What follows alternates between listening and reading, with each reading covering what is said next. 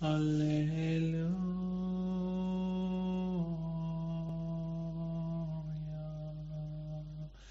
Alléluia. Kinde, inde, Alléluia. Kinde gere bayende so. Alléluia. Kinde gede barande kete kerumba ileta. Kinde gede baranda gede bosone. Kinde gede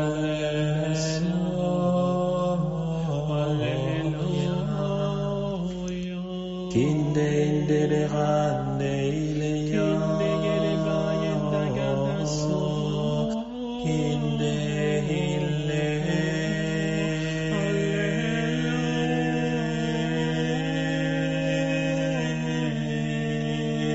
Le Christ te relève, c'est le thème que nous avons à partager ce soir, au nom du Père et du Fils et du Saint-Esprit. Amen. Seigneur, merci pour la grâce de ton Esprit.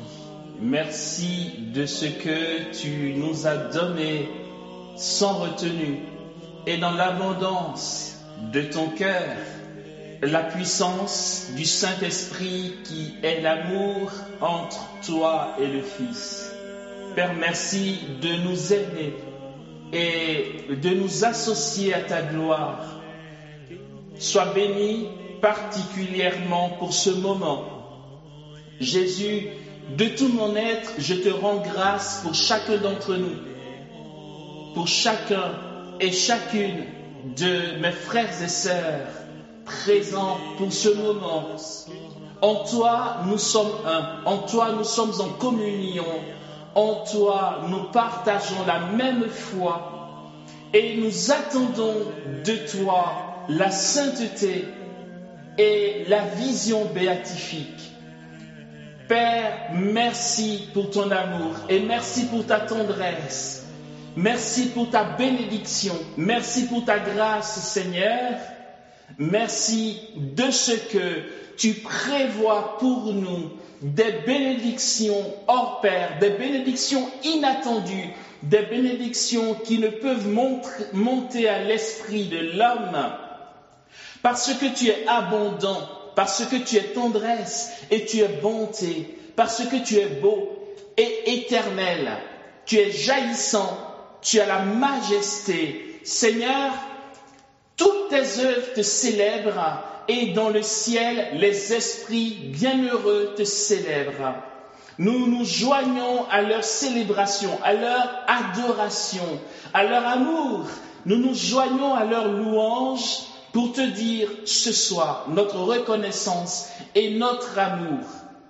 Jésus, sois béni, toi le Fils du Père, toi la manifestation de son amour, toi qui nous révèles l'amour profond qu'il a pour nous, par le don de ta vie, par ta prédication, par ton agir, par les œuvres de puissance que tu as opérées dans le Saint-Esprit.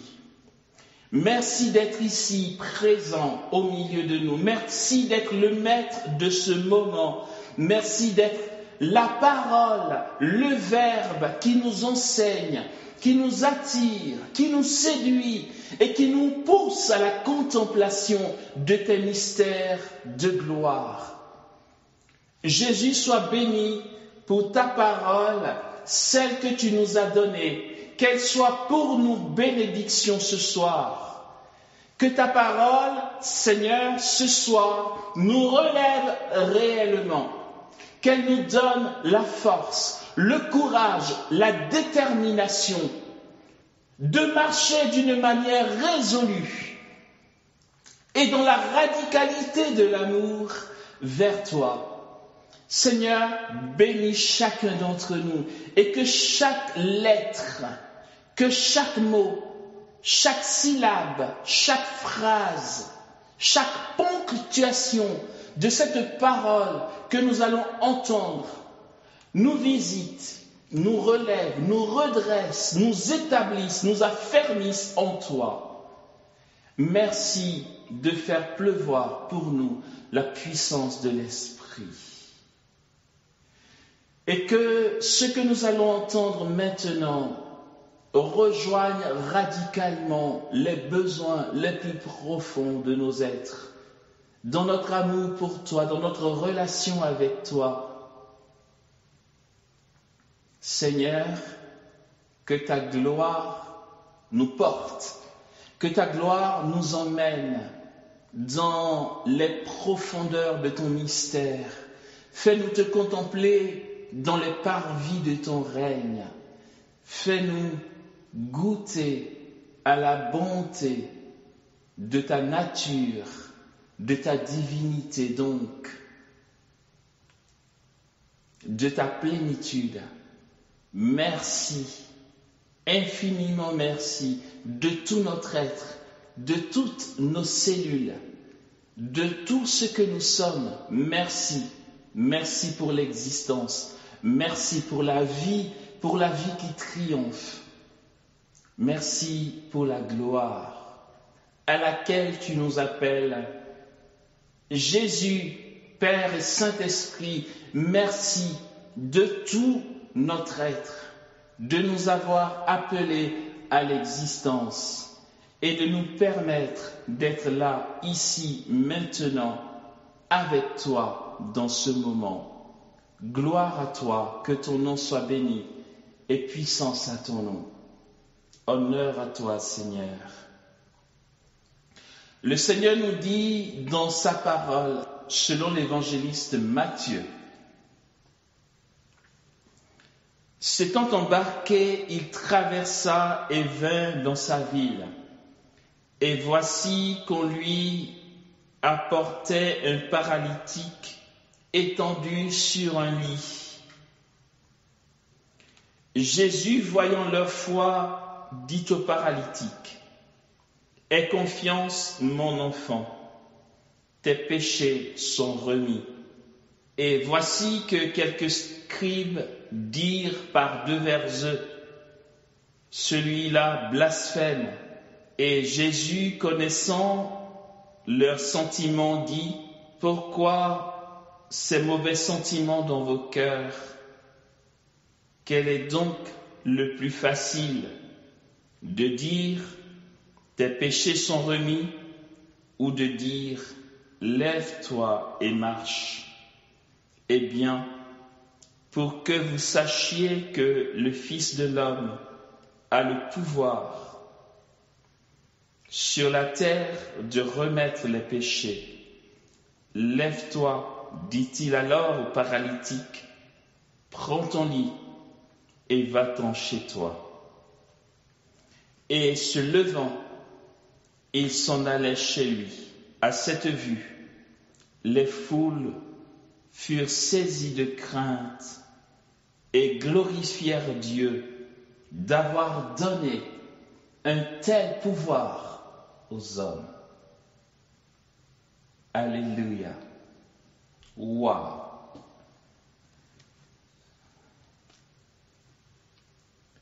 Waouh. C'est beau, c'est grand et c'est puissant.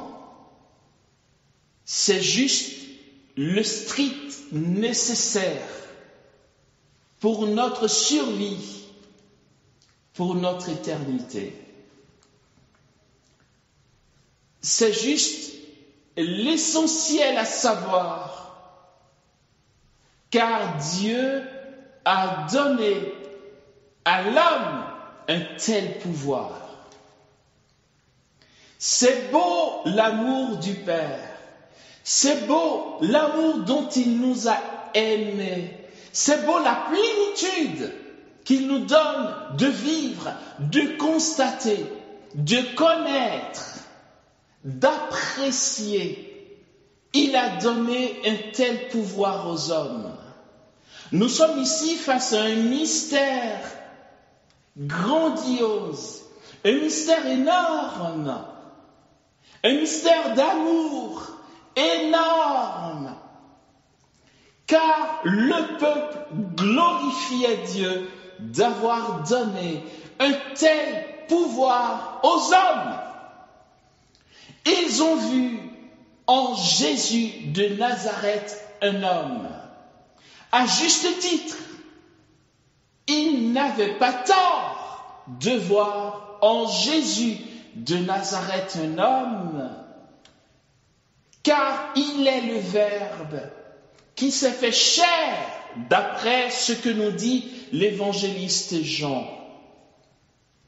Le Verbe de Dieu, le Fils du Père, la deuxième personne de la Trinité, de même nature que le Père, celui qui est Dieu et qui est né de Dieu, qui est lumière, né de la lumière, qui est vrai Dieu, né du vrai Dieu, celui qui est engendré, qui n'est pas créé, qui est de même nature que le Père, celui-là s'est fait homme, nous dit l'évangéliste Jean en son chapitre 1er, le verset 14. Dieu s'est fait homme. Alors, le peuple se réjouit, puisque de toute évidence, l'Esprit Saint, n'ayant pas révélé les mystères du Verbe, il ne pouvait pas comprendre la double nature du Fils de Dieu, vrai Dieu et vrai homme. Ils ont vu en lui un homme qui a un tel pouvoir. Oui, frères et sœurs, tel est le fil conducteur de ce moment que nous vivons. C'est que Dieu a accordé au genre humain une grâce inouïe, une grâce éternelle, puisque lui, l'Éternel, s'est fait homme, et qu'il reste Dieu, puisqu'il est une personne en deux natures. Et le peuple rend grâce à Dieu. Le peuple lui rend gloire d'avoir accordé à l'homme un tel pouvoir. Tout est dans ce verset, frères et sœurs. Ce soir, il est important que nous sachions ce que nous sommes en Dieu. Il a pris notre nature. Il s'est fait homme pour que nous devenions Dieu. Et bien sûr, je tiens compte de nos frères présents parmi nous qui ont une autre confession de foi, une autre confession religieuse, en disant pourtant que d'après saint Irénée de Lyon, Dieu s'est fait homme pour que l'homme devienne Dieu. Dieu s'est fait homme pour que l'homme expérimente ce pouvoir divin. Celui qui a relevé le paralytique et qui lui a remis ses péchés est un homme, parce qu'il est homme, Jésus de Nazareth. Il est important que nous précisions à la suite de l'apôtre Pierre qu'il est de Nazareth, pour que ce soit marqué dans les annales, pour que ce soit marqué qu'il a fait partie de notre histoire humaine et que nous pouvons retrouver cette race. Il s'est fait homme, il a demeuré parmi nous parce qu'il avait deux natures, vrai homme et vrai Dieu. Ces apôtres qui ont vécu ces prédications, témoins oculaires, ont vu sa gloire, ils ont contemplé sa gloire, gloire qu'il tient de son Père, comme Fils unique engendré, plein de grâce et de vérité. Dans sa personne, à la fois divine et humaine, l'humain bascule dans le divin et devient ainsi germe d'éternité. Lorsqu'après la résurrection, il a été élevé dans le ciel, Il est monté dans son corps et dans son âme, dans son humanité et dans sa divinité. En montant à la droite du Père, d'après ce que dit l'apôtre Pierre le jour de la Pentecôte, et lui, élevé à la droite de Dieu, il a reçu du Père l'Esprit Saint, objet de la promesse, et l'a répandu. C'est là, dit-il, ce que nous voyons et entendons. Dès ce moment-là, frères et sœurs, où il a été élevé à la droite du Père, notre nature humaine demeure désormais à la droite du Père dans l'éternité, mais non pas seulement dans l'éternité. Notre nature humaine a été élevée à la droite du Père dans la divinité. Il y a un rapport étroit entre le Fils et le Père, entre le Père et le Fils dans l'amour du Saint-Esprit. Et dans ce mouvement divin, dans ce mouvement trinitaire, désormais l'humanité célèbre en Dieu. L'humanité célèbre la victoire éternelle en Dieu. Oh, quelle bénédiction, quelle gloire! Quelle considération et quelle confiance de Dieu pour nous, les hommes, d'avoir introduit par l'incarnation notre humanité au cœur de la Trinité. Lorsque désormais cette célébration opère au cœur de la Trinité, l'humain se voit déifié, élevé, surélevé, au-delà de tout, car à quel ange Dieu ait jamais dit « Tu es mon fils bien-aimé, moi aujourd'hui je t'ai engendré ». Ce que nous disons souvent et que personnellement j'ai l'habitude de rappeler, c'est que c'est très bas de gamme lorsque par sa grâce, je rends service à quelqu'un et qu'il me dit « Merci, tu es un ange ». Je réponds « Arrête de me rabaisser, je suis au-dessus de l'ange ».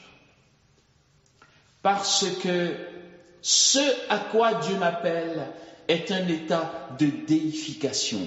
L'humain est au-dessus de l'ange. C'est beau à savoir et il faut le savoir. C'est que Dieu a mis en nous tout son amour, ce qui n'est pas le cas de l'ange, quoiqu'il soit un esprit bienheureux dans la plénitude de Dieu. Si l'on peut parler en termes de hiérarchie de valeurs, dans le ciel, l'ange n'est pas l'égal de l'homme, élevé à la droite du Père, participant désormais à sa vie divine. Oui, tu m'entends. Et ce soir, tu te dis, mais quel est cet individu et quelle est sa manière de nous parler? Oh, très simplement, je souhaiterais te dire de toute mon âme que je suis poussière. Une poussière dans la folie de Dieu en qui il a mis tout son amour. Je ne suis que foulé par les hommes en tant que poussière, car lorsque je retournerai à la glaise, je retournerai donc à cette poussière. Mais cette poussière qui attendra dans l'espérance la résurrection de la chair, car Dieu s'est glorifié en ce qu'il y a de plus faible, et tel est mon orgueil, telle est ma gloire, telle est ma fierté, telle est mon espérance, telle est ma dignité, tel est mon relèvement, telle est mon espérance. Car de rien que je suis, le Seigneur m'a élevé, et en soi, en l'entendant, sache qu'il t'a élevé, qu'il t'a redressé. et que tu peux désormais marcher la tête haute. Ne va pas croire, ne te dis pas, mais quel est ce farfelu? Oh oui, je le suis. Pourtant, un farfelu rempli de l'amour de Dieu. Car si tu ne le savais pas, tu peux le dire à qui veut le savoir. Amos Stéphane Dibi est rempli de tout l'amour de Dieu. Il a mis en moi tout son amour. Non pas parce que je le mérite, mais parce qu'il est lui amour et qu'il est amour non seulement éternel, mais puissant. Nous venons d'entendre ce passage de l'Évangile tiré de l'évangéliste Matthieu, où le Fils de l'homme, le Verbe fait chair, demeure au milieu de nous, où il a dressé sa tente. Dieu dresse sa tente au milieu de nous. Dieu est au milieu de nous et il y est jusqu'à la fin des temps. Il nous le dit dans l'évangile de Matthieu, le chapitre 28, le verset 18. Pour moi, je suis avec vous pour toujours jusqu'à la fin des temps. Dieu a dressé sa tente au milieu de nous et il demeure là. Il demeure là tant que tu ne seras pas déifié, tant que tu ne seras pas sanctifié dans le Saint-Esprit, tant que chacun, particulièrement et sans exception, n'est pas déifié, parce que ce qu'il veut, c'est que tous les hommes soient sauvés et parviennent à la connaissance de la vérité. Voici le message, l'essentiel que nous avons à entendre ce soir. Voici le message particulier que j'ai à nous donner. Nous ne sommes rien, mais vas-y, laisse tomber, j'arrête de parler de toi. Je ne suis rien. Et heureusement, car Dieu est tout, et cela me suffit. Lorsque, du fin fond de notre misère, nous avons la grâce de lever les yeux vers lui pour contempler le tout qu'il est, telle est notre éternité et notre salut éternel. Oh, qu'importe que je sois pauvre, qu'importe que je sois misérable, qu'importe que je sois incapable, qu'importe que j'ai chuté, qu'importe que tout s'écroule, qu'importe que je sois au bord du désespoir, qu'importe que tout ce en quoi j'ai mis mon espérance sur cette terre s'écroule, c'est que lui, il est éternel. Et cela suffit. Nous n'avons pas le droit, frères et sœurs, je n'ai pas le droit de désespérer, je n'ai pas le droit de baisser les bras, je n'ai pas le droit de me laisser aller au découragement. Parce que lui, celui que j'adore et que j'évoque et que je revendique comme mon Dieu, lui est éternel. Il est immuable, il ne change pas, il est glorieux, il est majestueux, il est éternel, il est bon. Non, attends, t'as pas bien compris, il est beau, il est puissant. Lui demeure. Et en lui, nous demeurons. Et en lui, nous avons l'espérance. Non pas parce que nous sommes dignes, mais parce que lui est digne. Non pas parce que nous sommes fidèles, mais parce que lui est fidèle. Non pas parce que j'aurais pu faire mes preuves, illusion, mais parce que lui fait ses preuves de manière éternelle. C'est ce que nous avons à savoir. C'est ce que nous avons à comprendre ce soir. C'est ce que nous avons à assimiler. C'est ce dont nous avons à nous laisser imprégner pour devenir au cœur de ce monde la lumière face à laquelle les ténèbres n'ont aucun pouvoir. Ce monde peut magouiller, ce monde peut conspirer, ce monde peut aller à la dérive. Mon espérance, l'espérance du chrétien reste telle parce que nous sommes baptisés et dans ce baptême, la triple onction du Christ repose sur nous. Nous sommes prêtres, nous sommes prophètes et nous sommes rois. Par le baptême, le nom de Dieu a été invoqué sur nous, car le jour de ton baptême, il a été dit, Paul, je te baptise au nom du Père et du Fils et du Saint-Esprit. Et dans ces noms éternels, dans ces noms de lumière, dans ces noms de salut, les ténèbres du monde s'ébranlent. Merci d'être toi. Oui, je te dis merci d'exister. Je te dis merci, toi qui connais pourtant ta misère et qui te dis à quoi bon. Non, ne laisse pas l'ennemi te mentir. Il est menteur et père du mensonge. La vérité, c'est quelqu'un. Et cette vérité te fait réaliser que tu as en toi la triple invocation du nom de Dieu et que la triple onction du Christ repose sur toi. Rien ne peut te nuire. Il t'a donné pouvoir de chasser serpents et scorpions et ne laisse pas la voix de l'ennemi te distraire, te décourager, te faire baisser les bras sur la base d'une épreuve qui n'est que passagère, sur la base d'une tribulation qui n'est que passagère. Ce qui demeure, c'est la parole. Cette parole, c'est le Verbe. Ce Verbe est éternel, de même nature que le Père.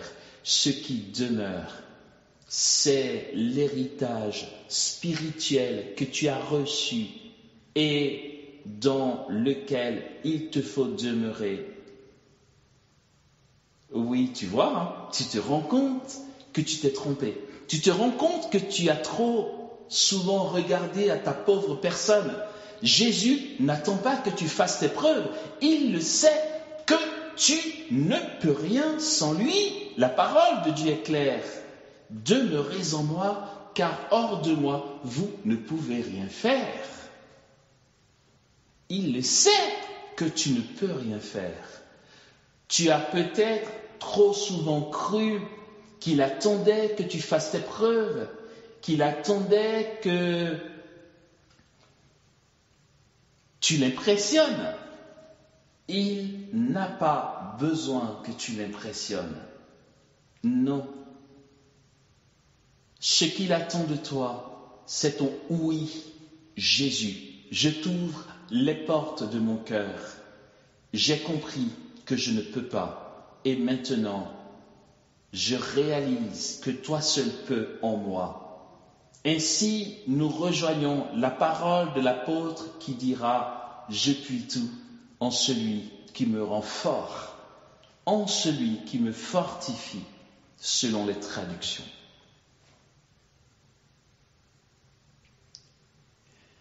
L'homme a le pouvoir de remettre les péchés. Oui, tu vas dire, non mais Amos commence à dire n'importe quoi. L'homme n'a pas le pouvoir de remettre les péchés. Je le redis, mais je le redis bien comme il faut, d'accord?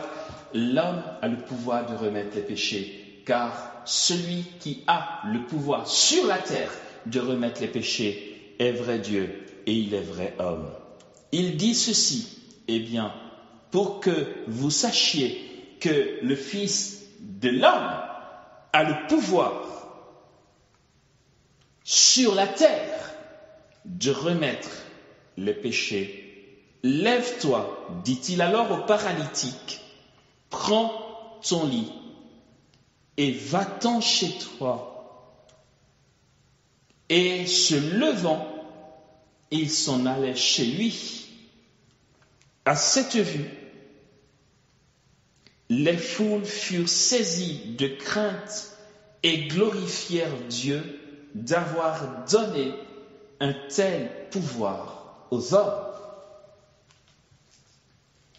Il reste la tête du corps, c'est-à-dire de l'Église, le Christ notre Seigneur, qui dira à ses apôtres, dans l'évangile de Matthieu, toujours le chapitre 16, il dit « Tout ce que vous allez lier sur la terre sera lié dans le ciel, et tout ce que vous allez délier sur la terre sera délié dans le ciel. » Mais pourquoi donc Dieu fait une telle confiance en ses apôtres pourtant si pauvres? C'est parce que lui, vrai Dieu, s'est fait homme afin d'élever l'humanité au rang du divin par participation. Alléluia. Wow. Ok.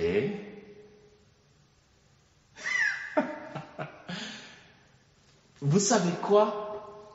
Dieu est si beau, Dieu est si bon, Dieu est si puissant, il est si présent, si fidèle, si éternel. Il est tant insaisissable que le contempler, réaliser ce qu'il est pour nous, ne peut que conduire dans l'ivresse. Dans l'ivresse, dérision aux yeux de ce monde et de cette société. Dieu nous aime tellement que sa bonté nous conduit dans l'ivresse.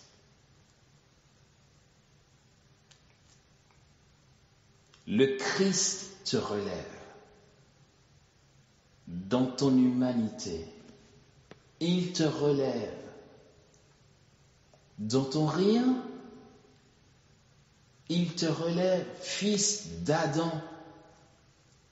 Adam, ça vient du mot hébreu Adama. Ça nous dit quelque chose. Chez les musulmans, ce prénom existe, Adama, qui vient de Adam, qui veut dire poussière. Il te relève, poussière. Il te relève, fils d'Adam, devenu fils de Dieu. Il vient vers toi, il te tend la main et te dit ceci ce soir. Ton histoire, elle est belle. Ton histoire lui plaît.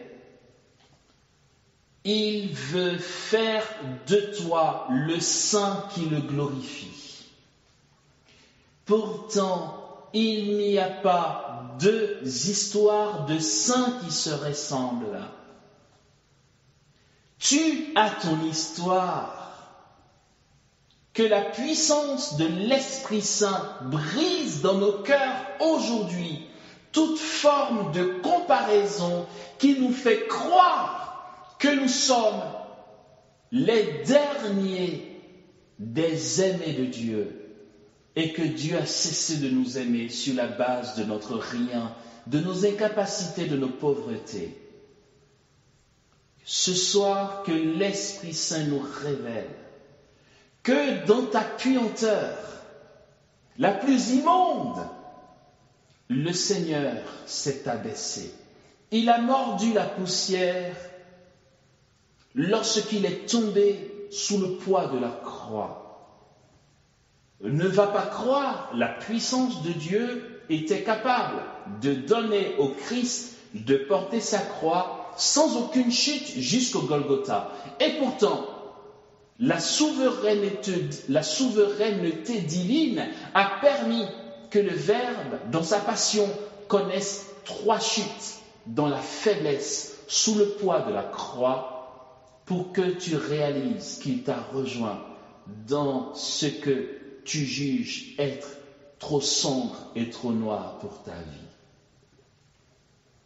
Là-dessus, tu comprendras que même la pauvreté de ton frère, ce que tu crois être scandaleux, ce qui pourrait te décourager, ce que tu juges être trop scandaleux pour te laisser fidèle à ta foi. Mais comment il a pu faire ça? Comment un tel peut juger autant? Pourquoi il y a tant de coups bas? Pourquoi il y a tant de jalousie? Pourquoi il y a tant d'incompréhension? Pourquoi l'Église, famille de Dieu, pourquoi les enfants de Dieu ne s'entendent-ils pas? Pourquoi il y a autant de conversions? Jésus te fait savoir qu'il n'en est pas choqué parce qu'il connaît notre misère, mais c'est justement cette bienheureuse faute d'Adam qui nous a valu justement un tel Rédempteur. Il a une couronne pour toi et pour ton frère, une couronne de gloire en dépit de nos incapacités.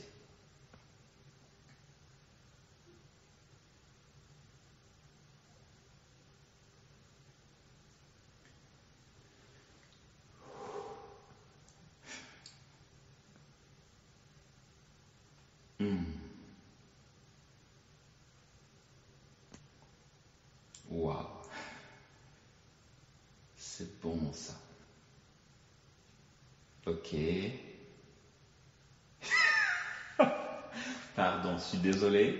C'est tellement beau ce qui se passe.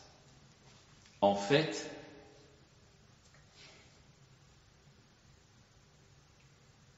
nous nous sommes dit, nous allons nous connecter pour un enseignement, et c'est ce qui est. Pourtant, nous nous sommes attendus juste à un temps d'enseignement, alors qu'il y a là, en ce moment, une plénitude. C'est fou le mouvement de l'Esprit. C'est fou comment l'Esprit Saint se répand. Waouh! Oui, dans notre rassemblement là, bien que ce soit en ligne, le Seigneur est bien au-delà du temps et de l'espace. Il a le pouvoir de nous garder dans la communion et de nous faire vivre les mêmes choses, car le temps et l'espace ne sont qu'une création. Lui est éternel. Et dans son éternité, il nous garde unis dans le Saint-Esprit. Et là, en ce moment, je puis donc dire, dans ce rassemblement que nous constituons, il y a un mouvement de l'Esprit. Waouh! C'est fou!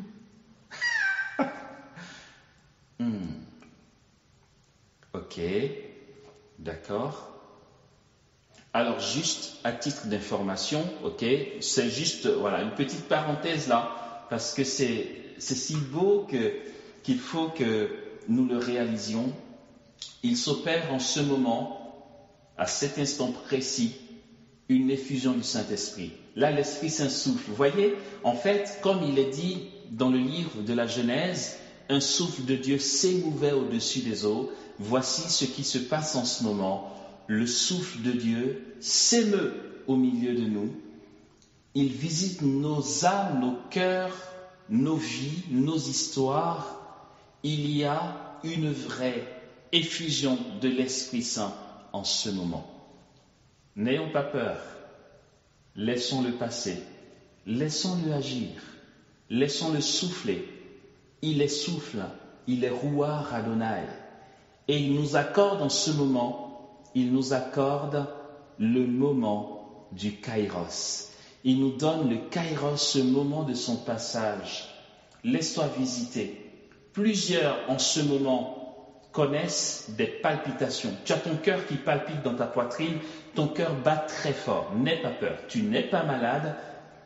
Tu te dis, est-ce que je me trompe? C'est Dieu qui me visite ou c'est moi qui ai un problème? Il n'y a pas de problème. Je prends l'audace, je choisis l'audace de le dire. Il n'y a pas de problème, l'Esprit souffle. Il se produit dans cette effusion de l'Esprit un renouvellement. Le Saint-Esprit nous renouvelle dans notre entendement, dans nos forces. Il nous redonne la force, il nous restaure dans sa force. Il vient renouveler notre zèle, il vient renouveler notre amour pour lui. Il vient renouveler notre détermination à sa suite.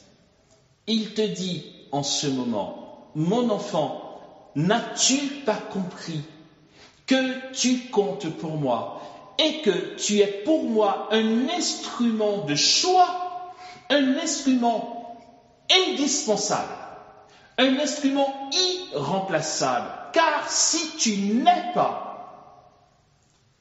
il n'y aura personne à ta place, car je t'ai désiré et tu fais partie de mon plan d'amour. N'as-tu pas réalisé que ma gloire répandue en ce monde passe par toi, mon enfant bien-aimé?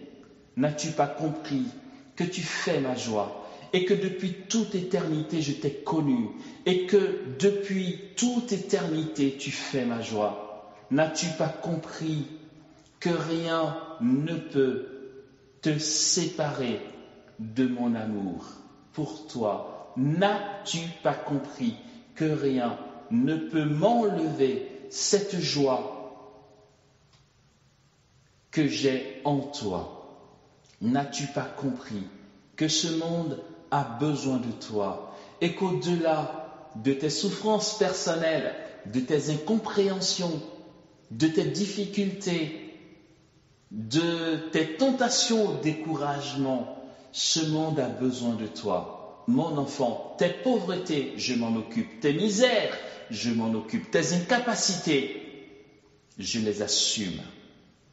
Mon enfant, ce soir, j'ai besoin de toi, car ce monde court à sa perte, et tu es pour moi un instrument de choix pour que ma gloire se répande dans tous les cœurs.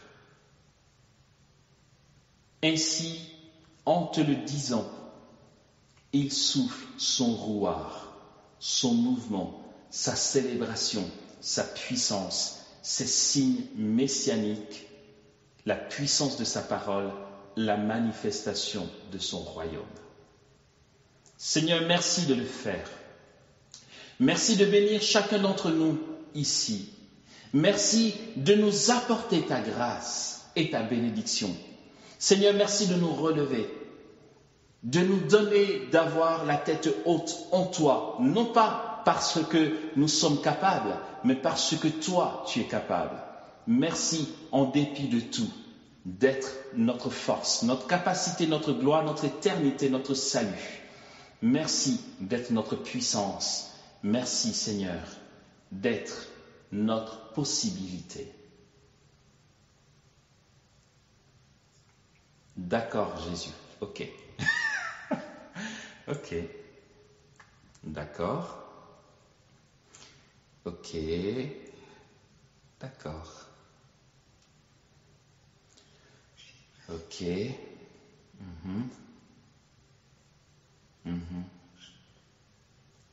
D'accord. Ok.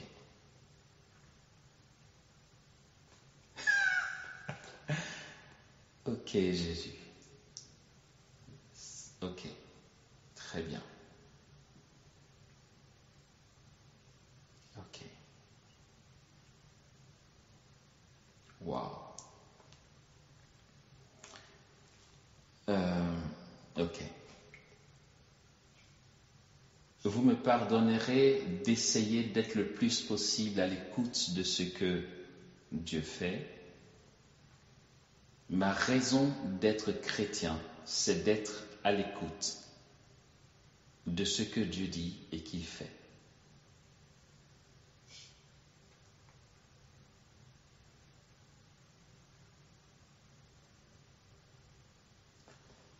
Le Seigneur opère en ce moment une multitude de guérisons intérieures. Des souffrances intérieures qui ont même produit des défaillances physiques, au point que le Seigneur nous guérit physiquement de ce qui nous a trop éprouvés et qui nous a donné parfois de somatiser. Il s'opère en ce moment des guérisons à la fois physiques mais surtout intérieures, des réconciliations, des lumières, des compréhensions. Là où il y avait de l'incompréhension, Jésus nous guérit et nous pouvons le constater parce que, en ce moment, plusieurs sont en train de contempler la lumière et sont en train de se dire au-dedans d'eux, mais comment j'ai fait pour ne pas comprendre cette merveille de l'amour de Dieu. Et là, en ce moment, c'est comme si tout ce qui paraissait sombre, noir, incompris, devenait lumière. Au-delà de ce que vous êtes capable de faire, l'Esprit Saint vous conduit dans une contemplation. Plusieurs sont en train de contempler la lumière éternelle de Dieu et expérimentent une paix profonde, un recueillement profond, un saisissement. Dieu le fait en ce moment. Jésus, tu le fais et merci de le faire. Et gloire à toi. Et gloire à ton nom. Waouh.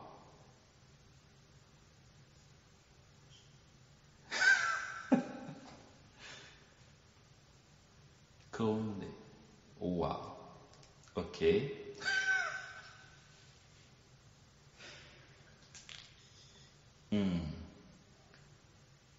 Waouh.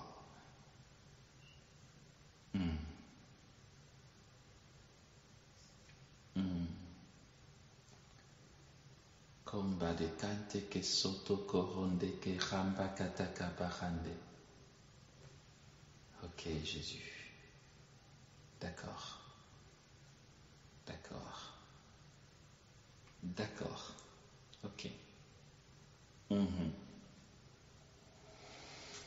Ok. D'accord. D'accord, Seigneur. D'accord.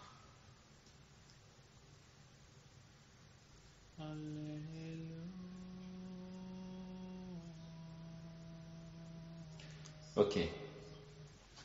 Je vais nous inviter à quelque chose de très simple.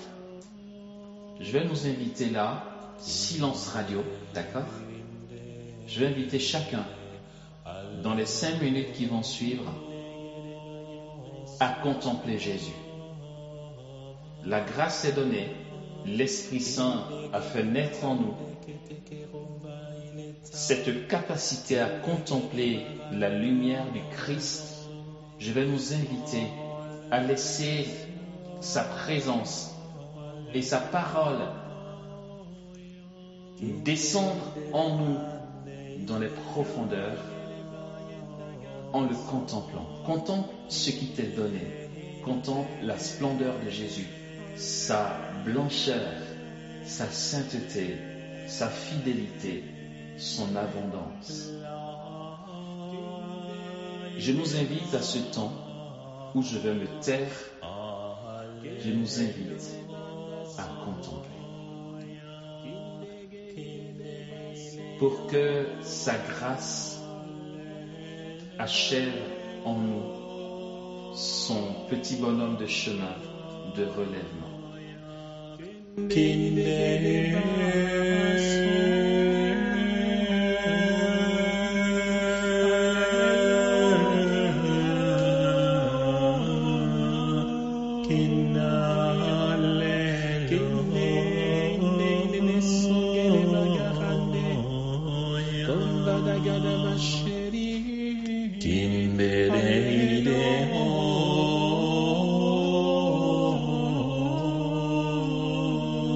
Kinele Ramaso